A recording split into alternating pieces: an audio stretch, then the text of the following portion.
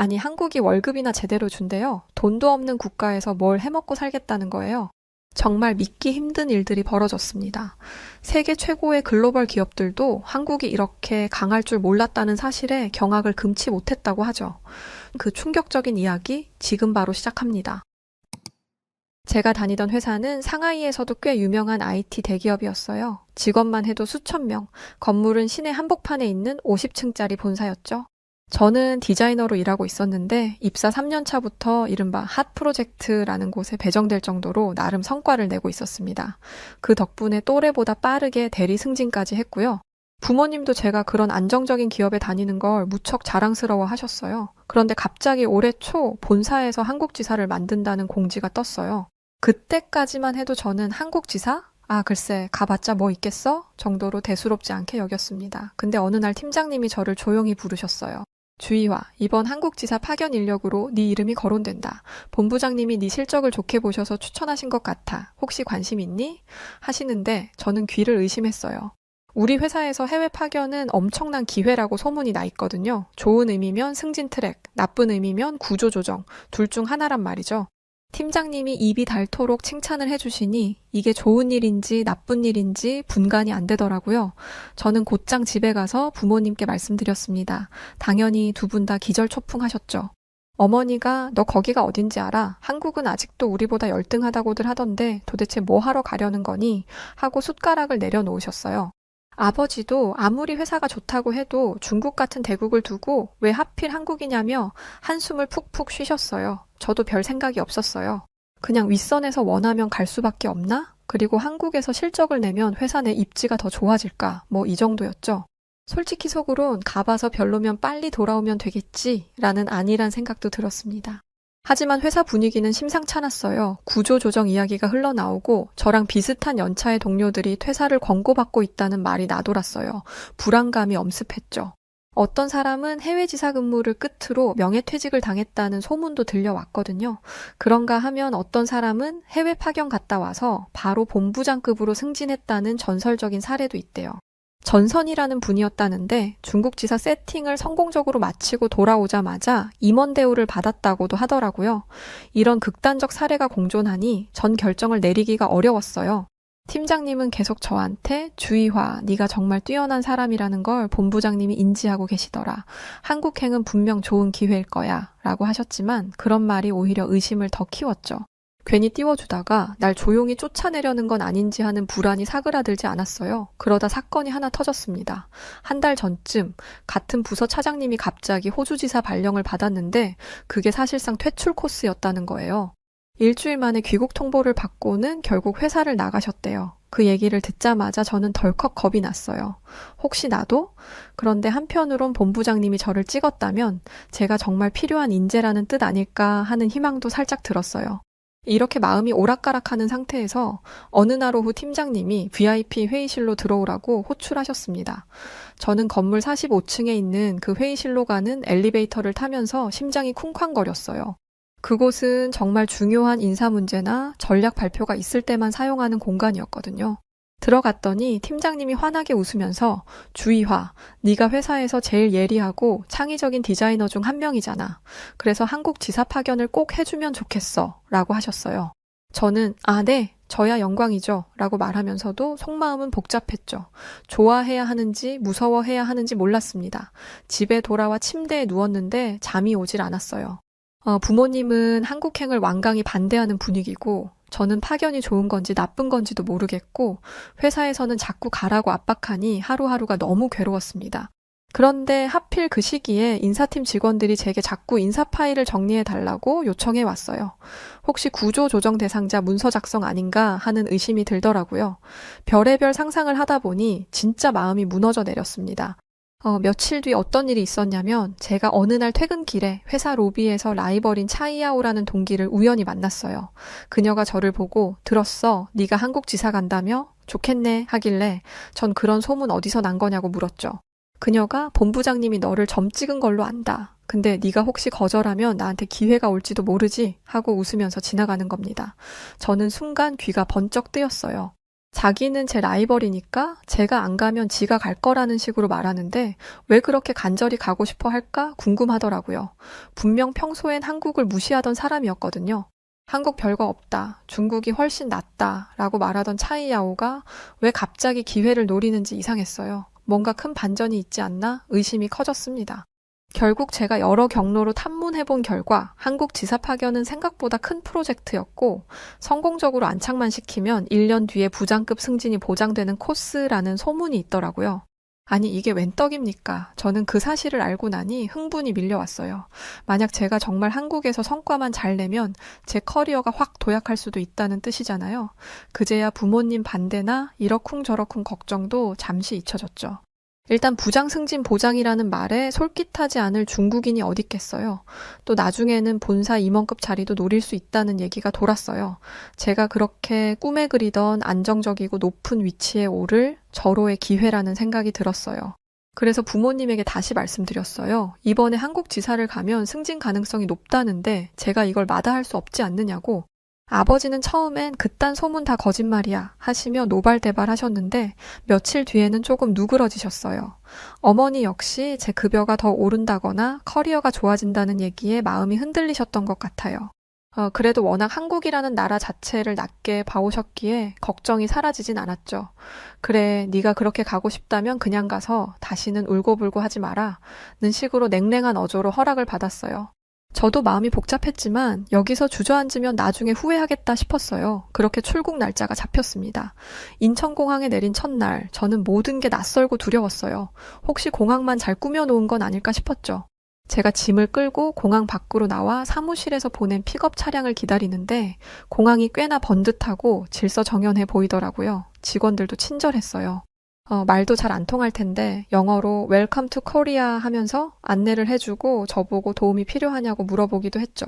저는 그냥 속으로 저 사람들이 외국인을 위한 연극을 하는 건가 의심도 살짝 했어요.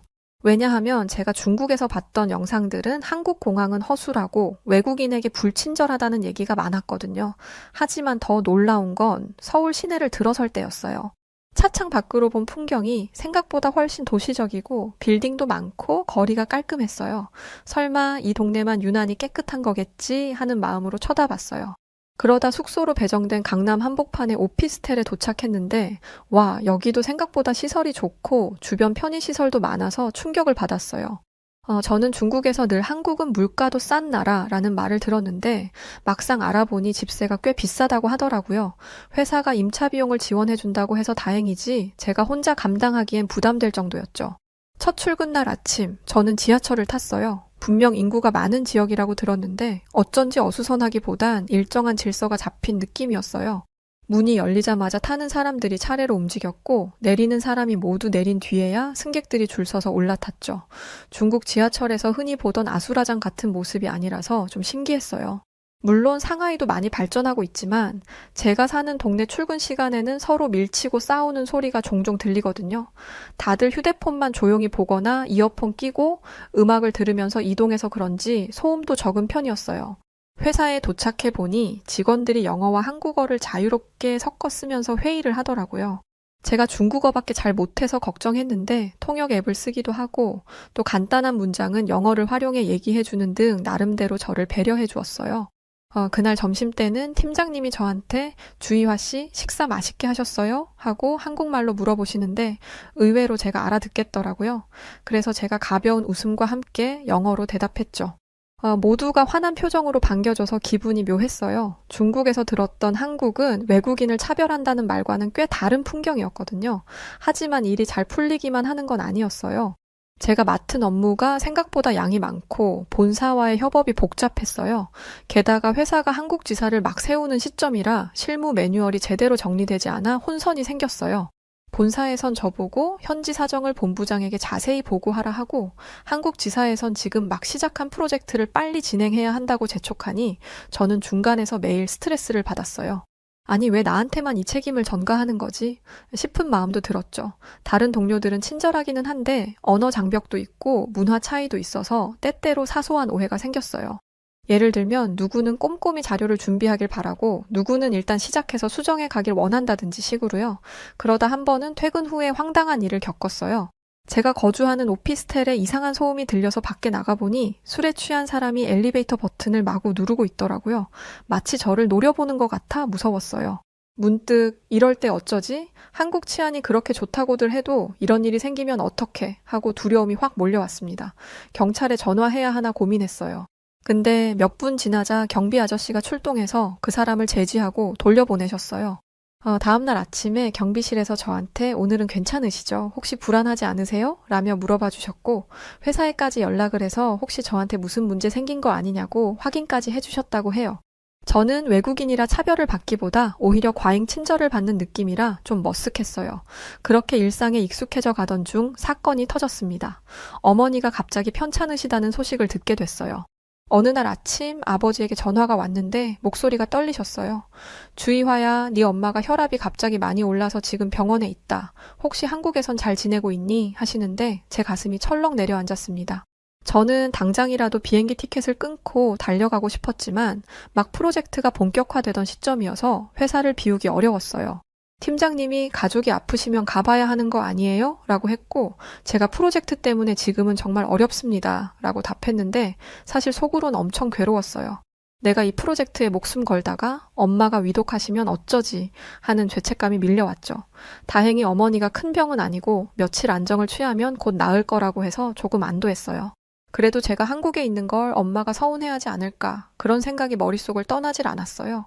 그 일로 고민하던 중 또 다른 문제가 생겼습니다. 라이벌 차이야오가 본사에서 제가 맡은 한국 프로젝트 담당 임원들을 만나 저를 헐뜯고 다닌다는 말을 들었어요. 주희와는 아직 실무 경험이 부족하다, 한국 쪽 사정도 잘 모르는데 괜히 보내서 손해만 크다 이런 식으로 흘렸다고 하더라고요. 분통이 터졌죠. 차이야오라는 친구는 늘 저를 경쟁 상대로 여기면서도 제 앞에선 잘해주는 척하곤 했거든요. 이 소식을 들으니 화가 치밀었지만 전 한국에 있고 그녀는 본사에 있으니 반박할 여력이 없었어요. 한국 지사장님도 일단 너는 네가 맡은 일만 잘 처리해. 성과가 나오면 아무도 뭐라 못해 라고 격려해 주셨는데 그래도 사람 마음이 그렇게 쉽게 편해지나요? 결정적으로 큰 프로젝트를 곧 발표해야 하는 시점에 본사 임원진 몇 분이 직접 한국에 오셨습니다. 프로젝트를 둘러보고 성과가 없으면 과감히 철수하겠다는 의견이 강했던 분들이었어요. 차이야오가 그분들과 동행한다는 소식도 들려왔죠. 저는 그때부터 며칠 동안 잠도 거의 못 잤어요. 혹여 발표가 실패하면 한국 지사는 접히고 저도 돌아가야 할 텐데 그럼 애써 쌓은 커리어는 어떡하나 엄마가 편찮으신 와중에 괜히 한국에 온 게 아닐까 후회도 들었죠. 발표 당일 아침 저는 회사에 누구보다 일찍 나가서 회의실을 정리했어요. PPT 점검도 최소 10번은 했어요. 이날이 제 운명을 결정짓겠구나 싶었어요. 임원들이 도착해 자리에 앉았고 차이야오도 뒤에서 팔짱 끼고 지켜보고 있었죠. 저는 꿀꺽 침을 삼키고 프레젠테이션을 시작했어요. 떨리는 목소리로 우리 프로젝트가 어떤 가치를 창출할 수 있는지, 왜 한국 시장이 중요한지, 또 제가 지난 석 달 동안 현지에서 수집한 데이터와 트렌드를 얼마나 정성껏 분석했는지 한마디 한마디 설명했습니다. 그런데 중간쯤에 한 임원이 제게 이런 질문을 했어요. 주희화 대리, 한국이 정말 그렇게까지 발전한 곳인가? 여기저기 영상 보면 아직도 현금이 주류라던데? 순간 저를 비꼬는 듯한 어투에 피가 거꾸로 솟는 느낌이었지만 꾹 참으며 냉정하게 답했어요. 제가 실제로 지내본 결과 한국에는 모바일 결제가 아주 활발히 쓰이고 있고 현금 안 들고 다녀도 생활에 지장이 없었습니다. 편의점이나 식당 대부분도 간편 결제를 지원합니다. 이건 제가 직접 찍은 사진과 영상 자료입니다. 하고 근거를 내밀었죠. 그러자 그 임원이 조금 당황하는 기색이 보였어요. 지사장님도 실제로 보시면 깜짝 놀라실 겁니다 하며 거들어 주셨고 차이야오는 기분 나쁜 표정으로 제 발표 자료를 힐끔힐끔 보더라고요. 발표가 끝나고 임원들의 반응이 나쁘지 않았습니다. 몇몇은 제 손을 잡고 생각보다 잘했네. 한국이 그런 강점을 가졌다는 건 몰랐어 하고 감탄하는 분도 있었어요. 차이야오는 뭔가 더 트집 잡으려 했는지 그럼 수익 모델은 어떻게 구체화할 겁니까? 하고 물어봤지만 이미 제가 PPT 후반부에 그 부분을 꽤 꼼꼼히 밝혀뒀거든요. 결국 별다른 반박 없이 넘어갔어요. 저녁 자리에서 임원들이 이대로라면 투자를 늘려도 되겠다. 한국 지사가 빠르게 안착하면 나중에 일본이나 동남아까지 확장할 수 있을 것이라고 긍정적인 평가를 내렸어요. 전 쾌재를 불렀어요. 드디어 해냈다 싶었죠. 그날 밤 회사 근처 작은 바에서 지사 동료들이 저를 축하해주겠다며 모였어요. 한 동료가 주희화 씨, 그 차이야오라는 분이 되게 못된 말 많이 하고 다닌다던데 완전 역전했네요. 속이 다 시원해요? 하고 말해줬어요. 저는 잔을 들고 오늘만큼은 제가 좀 자랑해도 되겠죠? 하고 환하게 웃었어요. 너무 기뻐서 술이 술술 들어가더라고요. 그러다 그 자리에서 한국 동료들하고 이런저런 대화를 나누는데 전 늘 한국은 차갑고 딱딱한 사회일 거라 짐작했는데 의외로 이렇게 사람 냄새 나는 순간들이 많다는 걸 새삼 느꼈어요. 다음 날 아침 숙취가 채 가시지 않은 상태로 출근해보니 본사에서 메일이 왔더라고요. 주희화 대리 발표 수고 많았다. 한국 지사 사업이 확정되면 네 역할이 더 중요해질 거야 라는 내용이었어요. 본부장님이 직접 보낸 거였는데 어투가 꽤나 긍정적이었죠. 이 정도면 구조조정 대상은 아니라는 뜻 같아 안도했습니다. 사실 초조함을 달고 살았는데 드디어 한시름 놓는 느낌이었어요. 그 사이에 라이벌 차이야오는 슬그머니 본사 다른 부서로 옮겨진다는 이야기가 들렸습니다. 제발 다시는 마주치지 않았으면 좋겠다는 생각이 들었어요. 제가 한국 생활을 하며 재미를 붙인 건 SNS 기록이었어요. 처음엔 부모님 보시라고 여유 시간에 사진이나 짧은 글을 올렸는데 점점 중국 친구들이 관심을 보이기 시작했어요. 어떤 친구는 너네 회사 회식 문화는 어떤데? 한국은 술을 강제로 먹인다고 들었는데? 하고 묻는 등 다들 묘하게 한국에 대해 오해 섞인 호기심을 가진 채 이것저것 질문했습니다. 그래서 전 제가 겪은 그대로를 솔직히 올리기 시작했어요. 어떤 날은 회사 동료들이 퇴근 후에 다 같이 영어 스터디를 하는 사진을 찍어 올리면서 한국 직장인들도 자기 개발 엄청 열심히 하네요. 난 처음에 한국이 게으를 줄 알았는데 전혀 아니었어요. 라는 글을 썼고 어떤 날은 한국 지하철 생각보다 무척 깔끔하고 안전했어요. 러시아워에도 싸움이 거의 없네요. 하고 영상도 짧게 올렸죠. 제 계정을 보던 중국 사람들은 너무 놀랐다고 우리가 알던 모습이 아니라고 혹시 제가 한국 측에서 돈을 받고 홍보하는 거 아니냐며 농담도 했어요. 저는 웃으면서 아니 이건 내가 직접 겪은 진짜 현실이야. 그동안 너무 왜곡된 소문만 들은 것 같아 라고 답해줬어요. 그러다 보니 팔로워가 꽤 늘어나고 낯선 분들이 한국 여행 가고 싶은데 괜찮을까요? 물가가 무지하게 싸다던데 정말인가요? 혹시 길거리마다 사람을 배려하지 않는 경우가 많다는 게 사실인가요? 이런 메시지를 보내더라고요. 저는 아는 한에서 성심껏 안내해줬죠. 사실 살면서 처음으로 내가 아는 걸 누군가에게 전해주는 일이 재밌게 느껴졌어요. 그 덕분에 저도 한국 곳곳을 더 열심히 공부하게 됐고요. 이제 서울 시내 지하철 노선도나 맛집 정보 정도는 꽤 자신 있게 알려줄 수 있을 정도가 되었습니다. 2달쯤 지나서 어머니 상태가 좋아지셨다고 아버지에게 연락이 왔어요. 이제 웬만큼 회복하셨으니 걱정 말라고 하셨어요. 그리고 뜬금없이 어머니가 네가 사는 한국이 그렇게 대단하다며? 좀 구경하러 가볼까? 이러시는 거예요. 저는 깜짝 놀랐죠. 한때는 그렇게 거부감을 보이시더니 이젠 호기심이 생기셨나 봐요. 아버지도 그래, 너도 보고 싶고 한국이 얼마나 발전했는지 직접 확인해보고 싶다 하시는 거예요. 마침 회사도 안정화 단계에 접어들었고 저도 꽤 적응을 했으니 모시고 올 수 있겠다 싶었어요. 그래서 초대장을 보내드렸고 부모님이 오신 날 저는 인천공항에 나가서 두 분을 맞이했죠.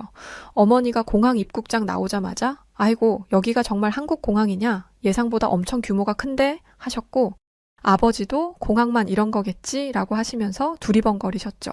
하지만 공항 철도를 타고 서울로 이동하는 동안 부모님은 계속 창밖 풍경을 보고 연신 감탄만 하셨어요. 길이 왜 이렇게 깨끗하냐? 정말 일본 수준으로 깔끔한 것 같구나 하시기도 하고요. 저는 속으로 뿌듯하기도 하고 약간 쑥스럽기도 했어요. 예전엔 한국 하면 다들 중국보다 열등하다고 시골이라고 그렇게 말하던 분들이니까요. 서울 시내에 도착해 제가 머무는 오피스텔로 모시고 갔어요. 아버지는 엘리베이터 타고 올라오면서도 괜찮네, 외국인인데도 이렇게 잘 사는 건가? 라고 하셨고 어머니는 제 방 안을 둘러보며 상하이에서 네가 살던 집보다 내부가 더 깔끔한 것 같은데 하고 중얼거리셨어요. 그날 저녁엔 회사 동료들과 부모님이 함께 식사를 했는데 어머니가 술자리에서 내가 한국에 대해 좀 잘못된 선입견을 가지고 있었던 모양이다 하고 웃으셨고 팀장님도 저희가 처음 주희화 씨 보셨을 때 중국에서 한국을 좀 부정적으로 알고 오신 것 같았어요. 지금은 완전 적응을 잘하셔서 저희가 오히려 배우고 있어요. 라며 화답하셨죠. 분위기가 너무 좋아서 어머니는 한국 분들이 이렇게 예의 있고 다정할 줄 몰랐는데 나도 한국어 좀 배우면 좋을 것 같아 하시는 겁니다. 그걸 듣고 저는 마음이 울컥했어요. 이런 날이 올 줄 몰랐거든요. 이후 일주일 동안 부모님께 서울을 구경시켜 드리면서 제가 회사 다니며 얻은 정보와 팁들을 열심히 전해드렸어요. 길거리 포장마차 음식도 사드렸고 팬시한 레스토랑도 가보고 한강변 산책로를 밤까지 걸으면서 야경도 구경했죠. 부모님은 생각보다 도시가 매우 현대적이라며 놀라움을 감추지 못하셨어요. 특히 지하철 환승역 규모나 시스템을 보고 이것도 중국처럼 꽤 복잡하고 거대한데 질서가 잘 잡혀 있구나 라고 하셨어요. 그리고 회사 건물을 둘러보시더니 아버지가 한동안 말씀이 없으셨는데 나중에야 우리 딸이 왜 여기서 일하고 싶어 하는지 조금 알겠다. 회사 분위기가 더 자유롭고 창의적인 것 같네. 라며 고개를 끄덕이시더라고요. 그 말 한마디에 전 수많은 감정이 교차했어요. 한국이 후진적이라고만 믿으셨던 아버지가 드디어 내 선택을 이해해 주시는구나 하고요. 온 가족이 서로 마음의 벽을 허무는 느낌이라 뜻깊었어요. 부모님이 돌아가신 뒤 저도 한 단계 성장한 기분이 들었습니다. 이젠 완전히 한국 생활이 편해졌어요. 회사 프로젝트도 본사에서 더욱 힘을 실어주는 바람에 저는 팀 내 핵심 인력으로 확실히 자리매김하게 됐습니다. 한 번은 본부장님이 메일로 주의화 대리, 조만간 직급 조정 검토가 있을 거야. 이번 성과가 좋으니 기대해봐도 좋겠다. 라고 예고해 주셨어요. 드디어 제가 꿈꾸던 승진 코스가 눈앞에 다가오는 순간이었어요. 제가 잠깐 망설였던 이유는 이대로 계속 한국에 머물러도 되는 걸까 하는 고민 때문이었어요. 중국으로 돌아가지 않는다고 아버지와 어머니가 섭섭해하시진 않을까? 가족과 떨어져 있는 시간이 길어지면 어떨까? 그런 생각들이 머리를 스쳤죠. 하지만 제 커리어가 이토록 빠르게 발전하는 상황을 굳이 포기하고 싶진 않았어요. 부모님도 이제 많이 이해해 주셔서 제가 여기서 더 성장하길 바란다는 말씀을 해주셨거든요. 라이벌 차이야오는 그 뒤로 어떻게 됐는지 잘 모르겠어요. 회사 소문으로는 다른 부서에 갔는데 별다른 성과가 없다고 하더라고요. 예전 같으면 그걸 듣고 통쾌해 했을 텐데 지금은 그냥 담담합니다. 제가 성공하는 길에 누가 되든 안 되든 이젠 크게 관심을 두지 않아요. 제 시간을 제 발전에만 쓰는 게 훨씬 가치 있다는 걸 배웠죠.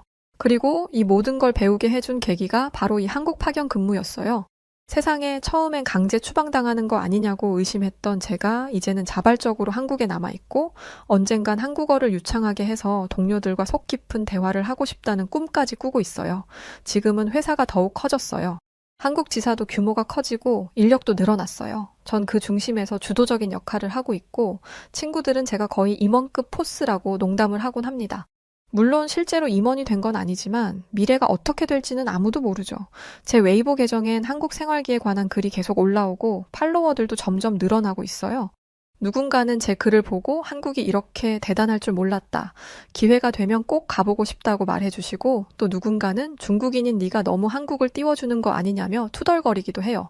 저는 그저 웃으며 내 경험을 있는 그대로 전할 뿐이라고 답합니다. 제가 직접 보고 느낀 현실이니까요. 한국은 뒤떨어진 나라도 아니고 편견에 갇혀서 함부로 무시할 대상도 절대 아니었어요. 오히려 제가 와서 느낀 한국 사회는 활발하고 치열하고 또 때로는 따뜻해서 배울 점이 많았어요. 과거 제 자신을 떠올리면 이렇게까지 사고방식이 바뀔 줄은 꿈에도 몰랐습니다. 회사 밖 사생활도 좀 즐기려 해요. 주말이면 새로운 카페를 찾거나 동료들과 드라이브를 가기도 해요. 한국 동료 중에는 골프를 취미로 하는 사람이 많아서 가끔 저도 같이 라운딩을 가보는데 이게 또 은근히 재미있어서 빠지고 있어요. 저는 상하이에서 골프 같은 건 돈 많고 시간 많은 사람이나 치는 거라고 생각했는데 여기서는 직장인들이 주말에 종종 즐기더라고요. 그런 걸 보면서 이 나라 사람들도 삶을 누릴 줄 아는구나 싶어요. 또 어떤 날은 영어 스터디 모임, 어떤 날은 유럽 여행 계획을 세우는 모임에 가보니 다들 자기 미래에 엄청 투자하고 열정을 쏟고 있었어요. 이렇게 치열하게 사니 나라가 성장하는 거겠지 싶었습니다. 이제 한 해가 지나 저도 꽤 베테랑이 되어 가는데 가끔씩 아버지가 영상통화를 걸어오시죠. 잘 지내냐? 월급은 제대로 들어오냐? 하면서 티 없는 목소리로 아버지, 여기서 인정받아서 승진할 수도 있어요. 하면 그분도 그래, 우리 주희와 똑똑하니 잘할 거다 라고 곧잘 대답하세요. 지난날 저를 말리던 모습을 떠올리면 정말 격세지감이에요. 그런데 한편으론 기분이 좋죠. 제가 직접 제 길을 개척했으니까요. 어머니도 종종 전화를 주시는데 이젠 김치 좀 더 사와라 라는 말도 하시고 도대체 불고기는 어떻게 만드는 거냐 라고 묻기도 하시면서 한국 문화에 흥미를 드러내세요. 예전엔 입에 담기도 싫어하시던 분이 말이죠. 그래서 한 번은 제가 한국 레시피를 쭉 적어서 보내드렸더니 나중에 가족 모임 때 만들어 보셨다고 해요. 그때 식구들이 엄청 맛있다고 난리 났다는데 어머니가 내 딸 덕분에 별걸 다 해본다 하고 웃으셨다고 하더라고요. 이쯤 되면 사람들이 저한테 묻습니다. 주희화 씨, 한국이 정말 그렇게 좋아요? 중국이랑 비교하면 어때요? 솔직히 말하면 두 나라 모두 장단점이 있지 않겠습니까? 여전히 중국이 더 앞선 분야도 있고 한국이 더 잘 나가는 분야도 있죠. 제가 이 이야기를 꼭 강조하는 건 한쪽을 무조건적으로 폄하하거나 우월시하는 태도가 얼마나 위험하고 잘못됐는지를 이제 알았다는 겁니다. 저도 예전에 중국이 모든 걸 압도적으로 앞선다고 믿었고 한국은 작은 나라라 감히 우리를 따라올 수 없다고 생각했어요. 그런데 막상 와보니 어떤 부분은 한국이 훨씬 체계적이고 어떤 부분은 중국이 앞서는 식으로 섞여 있어요. 그리고 그걸 직접 체험하고 깨닫는 과정에서 저는 편견에서 벗어나 더 넓은 세상을 보게 되었죠. 오늘 이렇게 긴 이야기를 털어놓게 된 건 혹시라도 제 옛날 같은 시선을 갖고 계신 분들이 있다면 꼭 말씀드리고 싶어서예요. 저처럼 거긴 별거 없어? 우리나라가 훨씬 낫지? 라고 단정 지었다가 막상 한번 가보고 눈이 뒤집히는 일이 생길 수도 있거든요. 실제로 얼마 전 제 SNS를 보고 연락이 온 후배가 누나, 저도 혹시 한국에서 일해볼 수 있을까요? 제가 영어는 좀 하고 한국어는 모르는데 취업이 가능할까요? 하고 묻더라고요. 저는 그 친구에게 한국이 생각보다 문턱이 높지는 않다. 배우려는 의지가 있으면 충분히 길이 열릴 수 있다고 조언해줬어요. 그 친구가 몇 달 뒤에 실제로 한국에 와서 어학원을 다니면서 취업 기회를 모색한다는데 잘 됐으면 좋겠어요. 누군가에겐 이 나라가 새로운 꿈을 펼치는 무대가 될 수도 있겠다는 생각이 들어요. 저 역시 한국에서 더 오래 근무할 예정입니다. 조만간 인사평가가 나온다니까 기대도 되고요. 만약 모든 게 잘 풀리면 전 아마 이곳에서 몇 년 더 일하며 제 커리어를 단단히 쌓게 되겠죠. 그러다 보면 언젠간 제가 중국과 한국을 모두 이해하는 중간 관리자나 그 이상의 위치에 오를 수도 있을 거예요. 그땐 회사가 저를 더 큰 무대에 내보낼지도 모른다는 상상을 해봅니다. 인생이 정말 재밌어요. 불과 1년 전만 해도 전 한국에 오고 싶지도 않았고 부모님은 절대 못 가게 막으셨으며 주변에선 곧 퇴출될 거라는 소문까지 돌았는데 지금은 정반대가 되었으니까요. 이렇게 상황이 뒤바뀌다니 사람 일은 정말 한치 앞을 모른다는 말이 괜한 게 아니구나 싶습니다. 혹시 이 글을 듣는 분 중에 예전에 저처럼 한국? 뭐 별거 있나? 하고 삐딱한 시선을 가지신 분이 계시다면 한 번쯤 직접 경험해 보시라고 말씀드리고 싶어요. 물론 모든 사람이 다 저처럼 만족스럽게 지내진 않을 수 있죠. 상황마다 다르니까요. 하지만 확실한 건 저처럼 미리 부정적 이미지를 덮어씌우고 들어가면 정작 좋은 걸 봐도 못 볼 수 있다는 거예요. 제가 처음에는 설마 하면서도 매번 하나씩 깨져나가는 편견에 깜짝 놀랐거든요. 이 글을 마치면서 한 가지 덧붙이자면 제 이야기가 한국을 무조건 미화하고 중국을 낮추려는 건 절대 아닙니다. 저 역시 중국인이고 제 뿌리를 사랑해요. 단지 제가 직접 겪은 솔직한 체험을 나누고 싶었던 것뿐이에요. 그리고 이 작은 체험이 누군가에게는 편견을 깨뜨릴 한 조각의 단서가 될 수 있다고 믿어요. 저 자신이 그랬으니까요. 오늘도 저는 퇴근하고 나서 혼자 카페에 앉아 이렇게 긴 이야기를 써내려가고 있습니다. 문득 창밖을 보니 한국의 밤거리엔 불빛이 넘쳐나고 퇴근 후에도 서점이나 카페에서 공부하는 사람들이 많아요. 저도 이제 조금 익숙해졌지만 여전히 가끔 보면 대단하다는 생각이 듭니다. 경쟁이 치열하니 힘들어하는 사람도 있겠지만 그만큼 열심히 사는 모습에서 배우는 게 많죠. 어쩌면 제게 한국은 처음엔 낯설고 편견 가득했던 공간이었는데 이제는 제 성장을 북돋워주는 멋진 기회의 땅이 되었습니다. 앞으로 또 어떤 일이 펼쳐질지 모르겠지만 저의 이번 선택이 헛되지 않았다는 건 확실히 말할 수 있어요. 그리고 언젠가 제가 중국으로 돌아가게 되면 그때는 좀 더 넓은 시야와 깊은 경험을 지닌 사람이 되어 있겠죠. 그 사실이 제게 무척 설레는 일이에요. 이건 저 혼자만의 행운이 아니라 세상이 정말 서로 교류하면서 바뀌어가고 있음을 보여주는 예가 아닐까 싶습니다. 여러분도 편견을 내려놓고 한번 찾아오시면 좋겠네요. 저는 다음 달에 부모님이 다시 오실 텐데 이번에는 아버지 모시고 한국 골프장도 한번 가볼까 생각 중입니다. 그렇게 시간을 보낼 걸 상상하면 벌써 웃음이 나요. 바로 이런 소소한 행복들이 제가 여기 남아있길 잘했다고 느끼게 만드는 이유가 아닐까 싶습니다. 가난에 찌들어 살던 한 영국인 남성이 한국 때문에 연간 2억을 버는 사람으로 바뀌게 되었고 한 영국 여성은 자신이 첫 가게를 오픈한 이후로 한국 때문에 가장 큰 매출을 이루면서 놀라워하고 있는데요. 영국의 캄캄한 밤, 한국 때문에 끝없이 줄지어 서 있는 모습은 정말 영국 전역을 들썩이게 하고 있습니다. 과연 신사의 나라라는 영국에서 대체 무슨 일이 벌어지고 있던 걸까요? 안녕하세요. 저는 20대 영국 여자 줄리아 잭슨이라고 합니다. 저는 맨체스터에서 맛집으로 소문이 자자한 레스토랑을 운영하고 있는 영국 요리 전문 셰프예요. 제 인생은 그야말로 완벽했어요. 직업적으로도 성공을 거두었고 거기에 멋진 남자친구 로버트까지 있었거든요. 로버트는 IT 업계에서 일하는 똑똑한 남자로 저는 그와 결혼까지 내다보고 있었죠. 그러던 어느 날 로버트가 한국 출장을 가며 모든 일이 꼬이기 시작했답니다. 사실 처음에 저는 거기에 대해 별로 크게 생각하지 않았어요. 그저 한 달간의 짧은 출장일 뿐이라고 생각했으니까요. 하지만 한국에 다녀온 로버트는 어딘가 달라져 있었어요. 그는 묘하게 들뜬 얼굴을 하고 있었죠.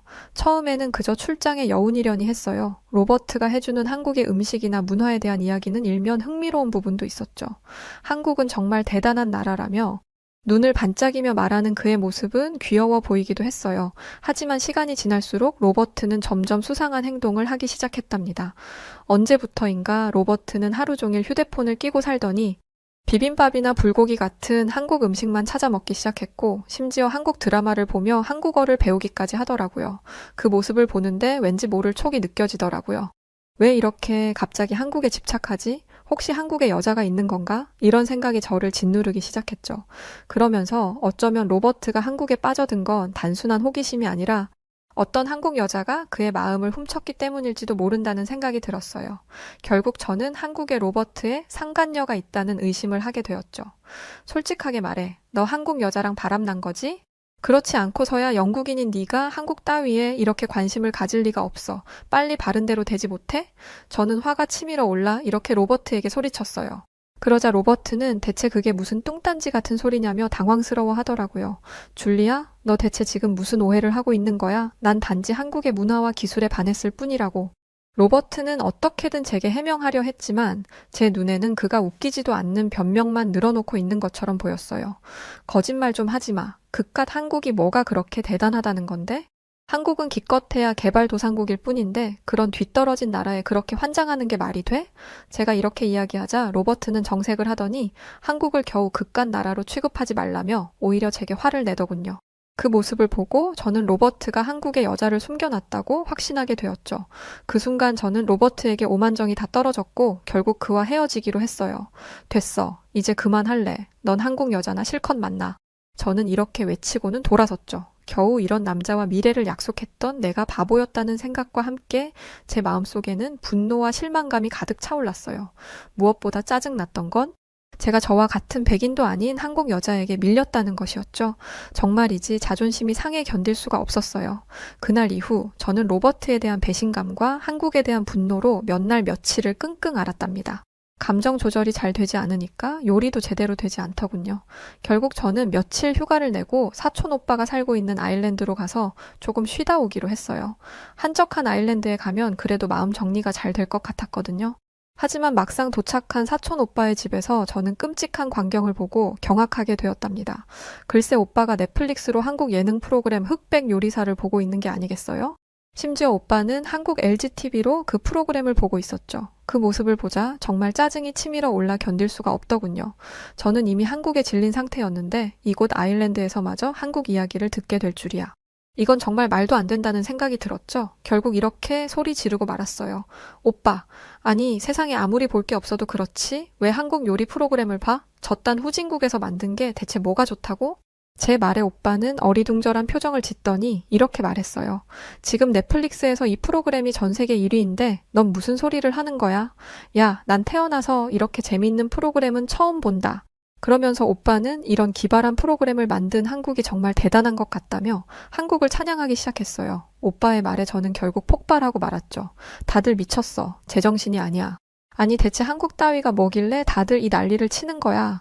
제가 이렇게 소리치자 오빠는 갑자기 표정이 굳더니 차가운 눈빛으로 저를 바라봤어요. 이어서 오빠의 입에서는 단호한 말이 흘러나왔죠. 줄리아, 네가 아무리 내 가족이지만 감히 한국을 모욕하는 건 봐줄 수 없어. 저는 그의 말에 깜짝 놀라서 오빠는 왜 그렇게 한국 편을 드는 거냐고 따져 물었어요. 그러자 오빠는 크게 한숨을 내쉬더니 이렇게 말했죠. 줄리아, 너도 우리 집이 얼마나 가난했는지 기억하지? 난 대학은커녕 제대로 된 직업을 가질 기회조차 없었어. 결국 난 군인이 되어 이라크로 파병을 갔지. 그곳에서 난 매일같이 죽음의 공포와 싸워야 했어. 매일 밤 폭탄 소리에 잠에서 깨고 순찰을 돌 때마다 길가에 숨겨진 지뢰를 밟을까 두려워했지. 솔직히 당장이라도 집으로 돌아가고 싶었어.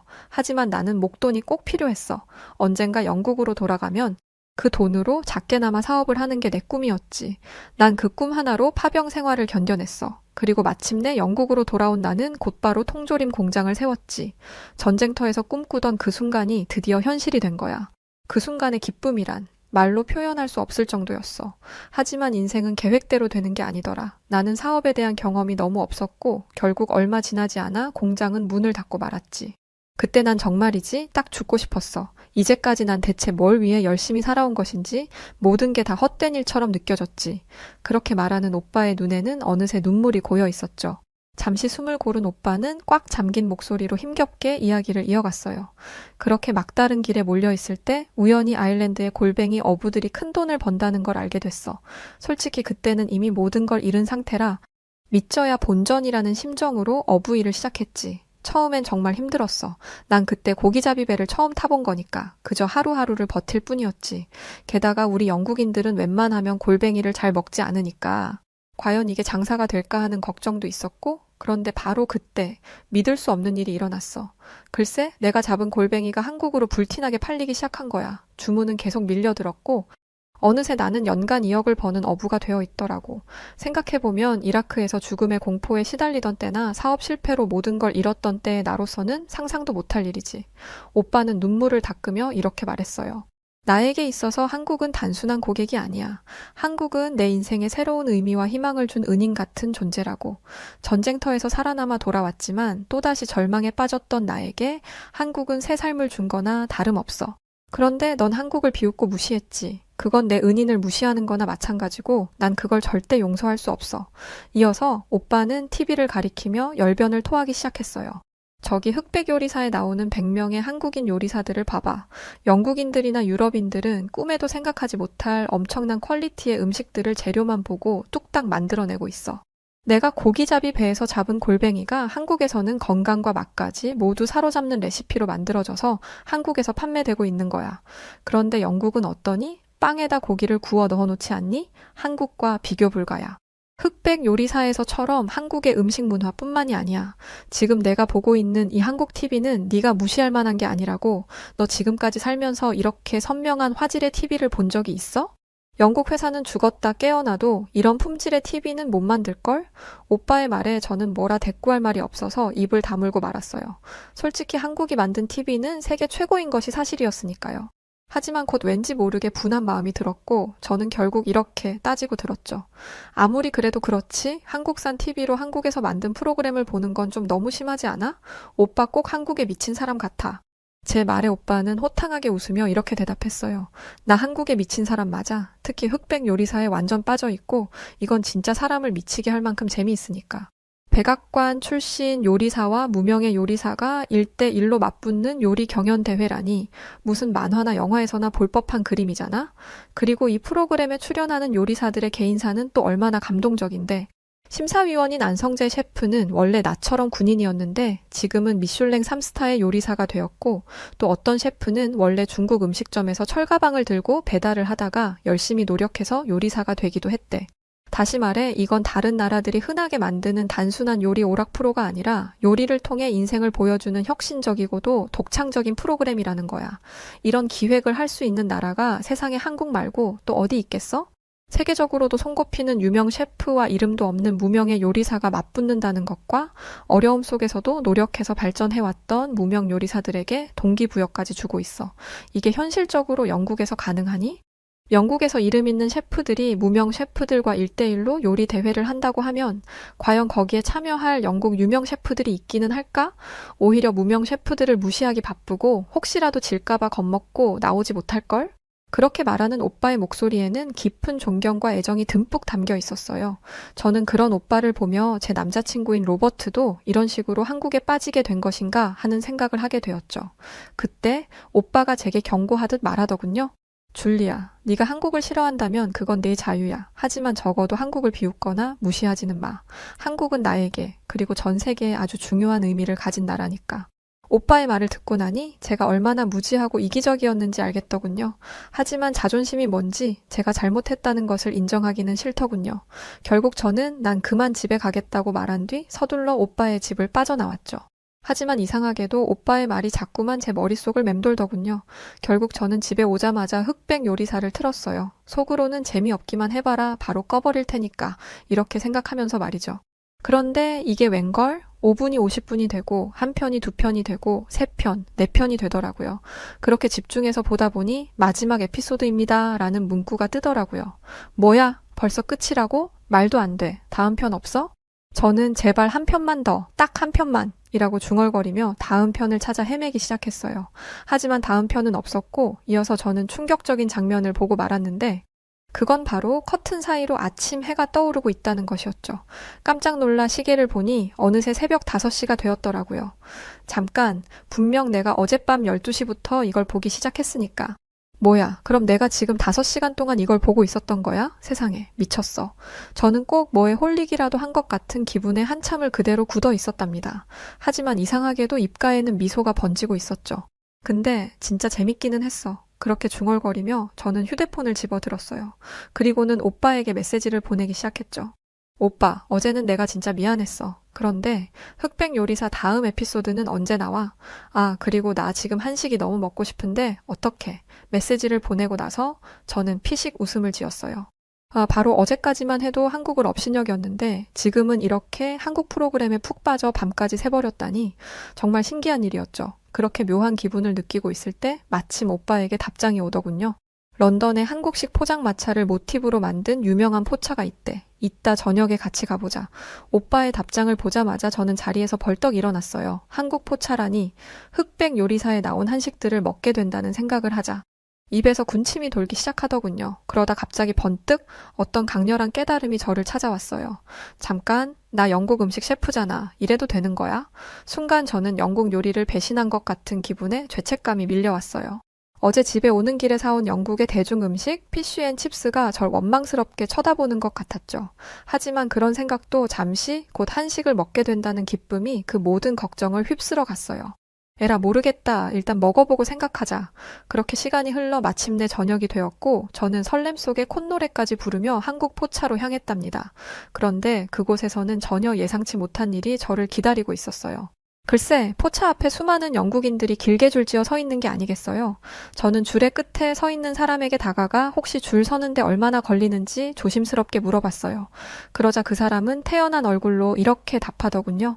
여긴 기본 웨이팅이 1시간이에요. 그런데 그것도 운이 좋으면 그렇고 어떤 날은 2시간도 넘게 기다리기도 해요.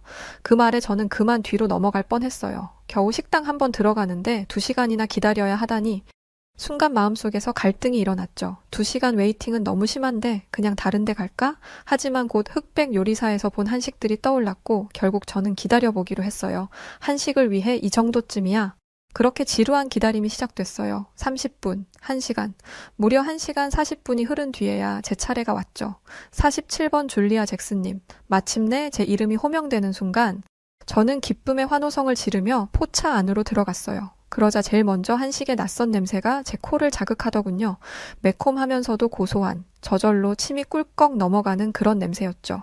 이어서 테이블마다 사람들이 작은 술잔을 들고 건배를 외치는 모습이 보였는데 그 사람들은 단숨에 술을 마시더니 일제히 얼굴을 찌푸리더군요. 왜 저러지? 술이 맛없나?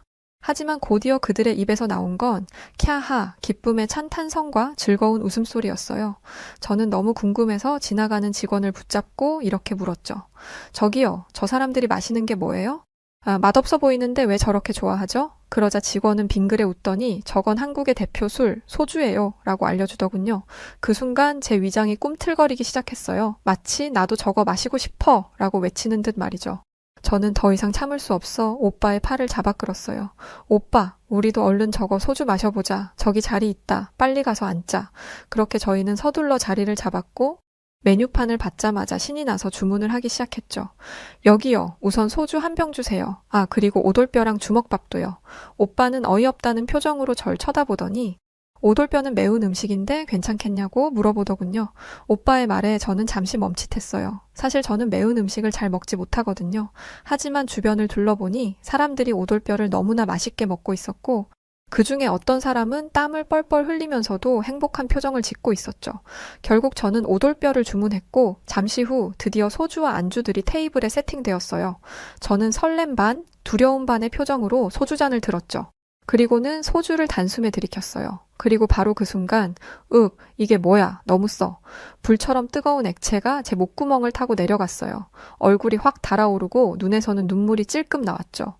그런데 어떻게 된 일인지 기분은 너무 좋더라고요. 스트레스가 확 풀리면서 제 입에서는 저도 모르게 크 소리가 나왔죠. 오빠는 그런 저를 보며 줄리아 너 완전 한국인 다 됐다며 키득거렸답니다. 저는 오빠를 한번 흘겨보고는 어설픈 젓가락질로 오돌뼈 하나를 집어들었죠. 그리고는 용기를 내어 한 입 베어 물었어요. 그런데 바로 그 순간 입안에서 불이 난 것처럼 뜨겁고 매운맛이 폭발했어요. 눈에서는 눈물이 줄줄 흐르고 코는 시큰거리고 혀는 얼얼했죠. 오빠 나 빨리 물 좀 줘. 저는 발을 동동 구르며 물을 찾았어요. 하지만 오빠는 물 마셔봤자 해결되지 않는다면서 차라리 주먹밥을 먹어보라고 하더군요. 그래서 저는 급히 주먹밥을 한 입 가득 물었죠. 그러자 마법처럼 매운맛이 사라지고 그 자리를 고소하고 짭짤한 맛이 채웠어요. 매운맛과 고소한 맛은 그야말로 환상적인 조화를 이루었고 저는 정신없이 오돌뼈와 주먹밥을 번갈아 먹기 시작했어요. 너무 매워서 얼굴이 새빨개지고 땀은 비 오듯 흘렀지만 멈출 수가 없었죠. 오빠, 오돌뼈 이거 완전 대박이야. 내가 살면서 먹어봤던 것 중에 제일 맛있어. 이 조합이면 난 100끼, 아니 1000끼도 먹을 수 있을 것 같아. 이거야말로 미슐랭 3스타 깜이야. 저는 입 주변이 온통 빨갛게 변하고 눈물과 콧물이 범벅이 된 채로 마치 제가 백종원이라도 된 양 열변을 토했어요. 그런데 바로 그 순간 익숙한 목소리가 들려왔답니다. 줄리아? 뭐야? 네가 왜 여기에 있어? 고개를 돌려보니 그곳에는 제 전 남자친구 로버트가 서 있었죠. 로버트는 믿기지 않는다는 표정을 짓고는 저를 바라보고 있었어요. 그도 그럴 것이 바로 며칠 전 한국 때문에 크게 싸우고 헤어졌는데 그랬던 제가 한국 포차에서 오돌뼈를 흡입하고 있었으니까요. 제가 생각해도 이 상황이 너무 웃기고 말이 안 되더군요. 한참을 멋쩍게 뒷목만 긁적이며 우물쭈물하던 저는 결국 웃기지도 않는 변명을 하기 시작했어요. 나 지금 한식 공부 중이야. 이 오돌뼈를 영국 요리에 어떻게 접목시켜볼까 연구 중이야. 그러니까 내가 한식을 먹고 싶어서 여기에 온 게 아니라 어쩔 수 없이 와본 거지. 제 엉터리 변명에 로버트는 어이가 없다는 표정을 짓더군요. 그러더니 이렇게 물었어요. 그러면 얼굴에 그 양념 자국은 뭔데? 그것도 연구 중인 거야? 저는 그제야 제 얼굴 상태를 깨닫고 얼른 냅킨으로 닦아내려 애쓰며 또 말도 안 되는 변명을 하기 시작했죠. 한식이 워낙 건강에 좋잖아. 이건 그러니까 피부에 좋은 고춧가루 양념 마스크팩이야. 제 말이 끝나기가 무섭게 오빠는 푸훗 웃음을 터뜨렸어요. 저는 오빠를 째려보며 발로 살짝 밟았죠. 로버트는 여전히 어리둥절한 표정이었지만 이내 묘한 미소 지으며 이렇게 말했고요. 알겠어. 그럼 고춧가루 양념 마스크팩 연구 열심히 해. 난 이만 가볼게. 그 말을 끝으로 로버트는 돌아섰고 저는 곧바로 탁자에 머리를 쿵 하고 박아버렸어요. 쥐구멍이라도 있으면 당장이라도 숨고 싶은 심정이었죠. 하지만 창피한 것은 창피한 것이고 제 입은 여전히 맛있는 오돌뼈와 소주를 원했어요. 결국 저는 술잔을 다시 집어들었고 김치찌개와 계란말이도 추가로 시켰답니다. 한 잔, 또 한 잔, 신나게 소주를 마시면서 저는 문득 이런 생각이 들었어요. 한국은 음식도 이렇게 맛있고 예능 프로그램도 재미있게 잘 만들고 우리 사촌 오빠는 한국 덕분에 떼돈도 벌고 있는데 대체 난 왜 그렇게 한국을 싫어했던 거지? 가만히 생각해보니 저는 제대로 잘 알지도 못하면서 괜히 한국을 미워했더라고요. 그럴 이유가 전혀 없었는데 말이죠.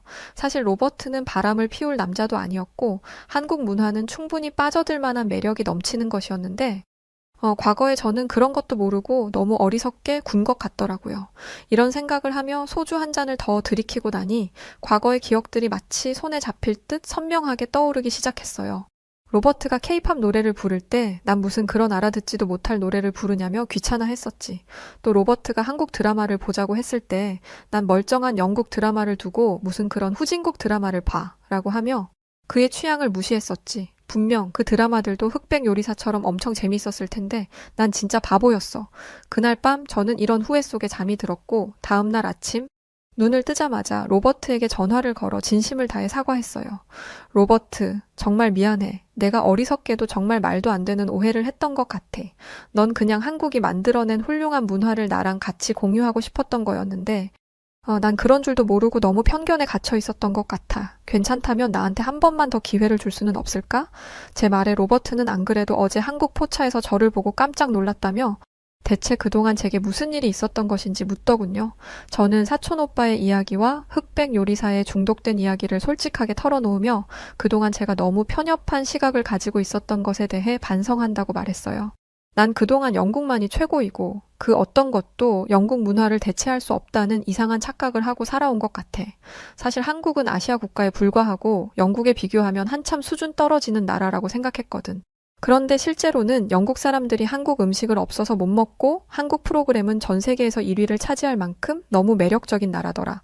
이제야 한국 문화를 제대로 알게 된 게 아쉬울 정도야. 로버트는 제 말을 듣고는 사실 자신도 한국에 가기 전까지는 저와 비슷한 생각을 하는 우물안 개구리에 불과했다며 이렇게 말하더군요. 처음에 출장을 갈 때만 해도 난 한국에 별다른 기대가 없었어.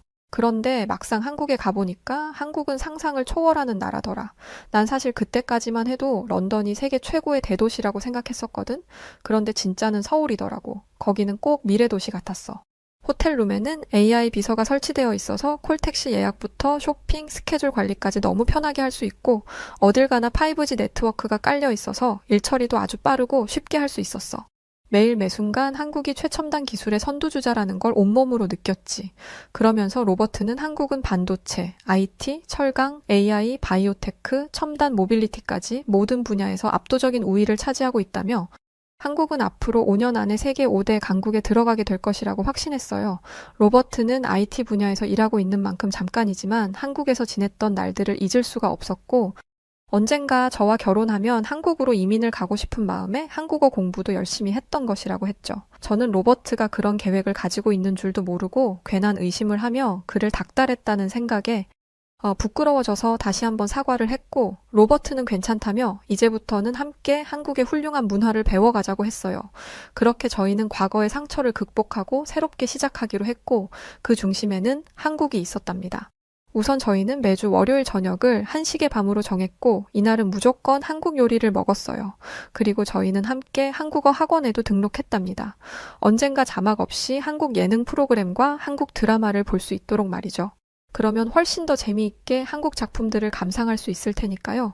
그렇게 즐거운 마음으로 학원에 등록하고 나오는데 제 머릿속에 어떤 아이디어가 번뜩 떠올랐어요. 그건 바로 제 식당에서 한식과 영국 음식을 섞은 퓨전 요리를 팔면 어떨까 하는 것이었죠. 로버트는 제 생각을 듣더니 열광적으로 동의했고 저는 바로 새로운 메뉴 개발에 착수했답니다. 며칠 동안 실험을 거듭한 끝에 저는 불고기 베이글과 삼겹살 스테이크 레시피를 완성했어요. 불고기의 달콤한 맛과 베이글의 쫄깃한 식감이 환상의 조화를 이뤘고 삼겹살 스테이크는 영국식 소스와 어우러져 새로운 맛을 만들어냈죠. 여기에 마지막으로 필요한 것은 소주였죠. 한국 포차에 다녀온 이후 저는 소주에 완전 푹 빠져버렸고 다른 영국인들에게도 소주를 꼭 소개하고 싶었거든요. 그때 때마침 손님들이 저녁 식사를 하러 들어오기 시작했고 저는 기대와 설렘을 가득 품은 채 새 메뉴를 손님들에게 선보였죠. 오늘의 스페셜 요리는 불고기 베이글과 삼겹살 스테이크예요. 여기에 한국의 전통주인 소주를 곁들이면 천상의 맛을 느끼실 수 있을 거랍니다. 강력하게 추천드려요. 제 말에 한 손님이 소주가 뭐냐고 물었고 저는 한번 맛보시라며 기다렸다는 듯이 소주를 가져다 드렸어요. 손님은 처음 보는 술에 조금 망설이는 것 같더니 이내 용기 내어 한 잔을 비웠죠. 그리고 그 반응은 아주 폭발적이었답니다. 이 술 뭐예요? 처음엔 좀 강한 것 같더니 이상하게 자꾸 당기는데요. 저는 손님의 반응에 미소 지으며 이번에는 삼겹살 스테이크를 추천드렸어요. 삼겹살은 특히 소주와 궁합이 좋다면서 말이죠. 그러자 손님은 고개를 힘껏 끄덕이더니 삼겹살 한 조각과 소주를 한 모금 털어 넣었죠. 그 순간 손님의 눈이 당장이라도 튀어나올 듯 커지더군요. 그러더니 계속해서 삼겹살과 소주를 번갈아 먹기 시작했죠. 와, 이거 진짜 맛있네요. 이렇게 맛있는 조합을 왜 영국인들은 몰랐을까요? 손님은 마치 어린아이처럼 신나하며 가족들에게 전화를 걸어 당장 여기 식당으로 나오라고 여기에 아주 끝내주는 한식 메뉴가 있다고 했어요. 다른 손님들 역시 한국인들은 천재인 것 같다고 대체 어떻게 이런 맛있는 조합을 생각해낸 거냐며 감탄에 감탄을 거듭했죠. 주문은 끊임없이 이어졌고 주방은 전쟁터가 따로 없었어요. 하지만 제 입가에는 행복한 미소가 떠나지를 않았답니다. 제가 사랑하게 된 한국 음식 문화를 다른 사람들과 나누는 이 순간이 너무나 행복했거든요. 이날 저는 레스토랑을 오픈한 뒤 역대 최대 매출을 올렸고 그렇게 저는 기쁜 마음을 안고 서둘러 집으로 돌아왔답니다. 집에서 저를 기다리고 있는 또 다른 기쁨이 있었거든요. 그게 뭐냐고요? 바로 흑백 요리사, 새로운 에피소드였죠. 요즘 저의 가장 큰 즐거움은 흑백 요리사를 보는 거랍니다. 로버트와 소파에 함께 앉아서 흑백 요리사를 보고 있으면 세상에 그렇게 행복할 수가 없답니다. 이게 세상 사는 맛이구나 싶어요. 제게 이런 즐거움을 알게 해준 한국에 진심으로 감사하다는 인사를 전합니다. 한국 덕분에 제 삶은 전과 비교할 수 없을 정도로 풍요로워졌어요. 예전에 영국밖에 모르던 바보였고 그만큼 좁은 세상에서 살아갔지만 지금은 달라요. 이제 저는 매일 아침 일어날 때마다 설렘을 느껴요. 오늘은 또 어떤 새로운 한국 문화를 발견하게 될까, 어떤 맛있는 한식을 만들어 볼까 하는 기대감으로 가득 차 있죠. 앞으로 살면서 제 인생에 어떤 일들이 닥칠지는 알 수 없지만 한 가지 확실한 건 한국 문화와 함께라면 언제나 행복할 거라는 거예요. 정말 다시 한번 한국에 감사드리며 이만 저의 이야기는 마치도록 하겠습니다. 네, 오늘 사연은 여기까지입니다. 흑백 요리사, 저도 요즘 즐겨보고 있어요. 정말 손꼽히는 유명 셰프들과 무명 셰프들과의 정면 대결, 그리고 심사위원인 백종원 선생님과 국내 유일 3스타 안성재 셰프까지. 요즘 전 세계적으로 엄청 이 흑백 요리사가 인기몰이라고 하던데 즐거운 에피소드였네요.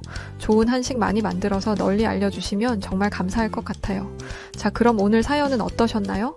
사연이 좋으셨다면 구독과 좋아요 부탁드리고 저는 더 즐겁고 유쾌한 사연으로 다시 찾아오겠습니다.